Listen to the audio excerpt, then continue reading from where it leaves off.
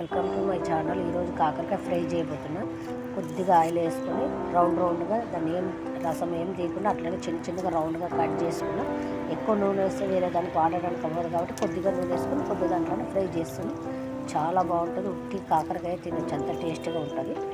ఎలా ఉందో చూడండి. రౌండ్గా కొంచెమే నూనె వేసి రౌండ్గా కట్ చేసి ఆయిల్లో వేసి ఫ్రై చేస్తున్నాం.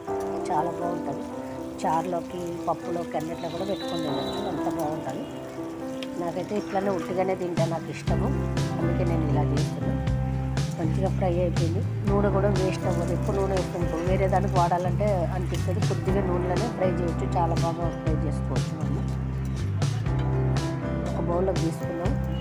ఇప్పుడేమో అది కడాయి పెట్టుకొని తీసేసిన నూనెని కొంచెం కారం, కొంచెం ఉప్పు, మళ్ళీ కాకరకాయ ఫ్రై చేసుకున్నాం. శనగపిండి శనగపిండి వేసుకొని మంచిగా కలుపుకున్నాం. కాకరకాయ పట్టేటట్టు మంచిగా కలిసిపోతుంది. చాలా బాగుంటుంది. తినడానికి గుడ్డిగానే తినచ్చు, కూర్చొని అంత బాగుంటుంది. చేదు అస్సలు ఉండదు.